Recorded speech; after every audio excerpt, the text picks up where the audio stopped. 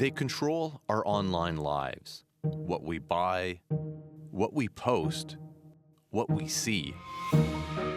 On Inauguration Day, nearly $1 trillion of net worth lined up behind Trump. Now they're all with me. An alliance between the world's richest men and the world's most powerful. Something President Biden warned about in his final moments of office. I'm equally concerned about the potential rise of a tech industrial complex. How did this alliance of tech bro billionaires come about? And why would it be dangerous? Silicon Valley is one of the main drivers of the US economy, and it's where fortunes are made. Of the 10 richest people in the USA, 9 made their money in tech.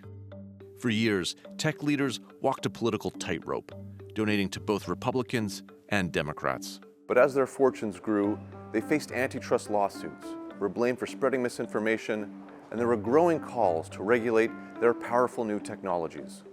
For these billionaires who lead these companies, who were used to a couple decades of praise for virtually everything that they did for the government, this was, something that they really reacted against.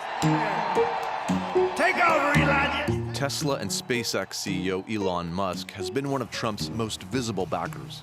This is what victory feels like. Yeah! But other tech moguls have shown their support in different ways. Jeff Bezos' Amazon Prime is reportedly paying Melania Trump $40 million to license a documentary about her life. And Bezos himself donated $1 million to Trump's inauguration fund.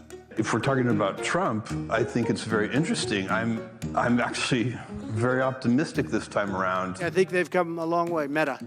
Mark Zuckerberg, who Trump threatened to jail last year, also donated $1 million to the fund. The recent elections also feel like a cultural tipping point. And announced sweeping changes to Facebook, Instagram, and Threads that pleased Trump, like ending fact-checking, removing limits on hate speech, and ending the company's diversity initiatives. I think that tech leaders understand that for Trump, politics is personal. They think they have a read on how the person works, which is that he seems to be informed by the last person he talked to. An oligarchy is taking shape in America. In his final address to the nation as president, Joe Biden called out the tech billionaires. I'm equally concerned about the potential rise of a tech industrial complex that could pose real dangers for our country as well. It was a reference to 1961, when President Eisenhower used his own farewell address to warn about the military-industrial complex. The potential for the disastrous rise of misplaced power exists and will persist. Eisenhower was worried about the growing political influence of the US defense industry. It's a striking comparison. But just how much influence will the tech industry wield in America of 2025? Tech industry leaders are not just backing Trump with money. Several of these millionaires and billionaires have prominent roles in the administration. And we're gonna take Doge to Mars.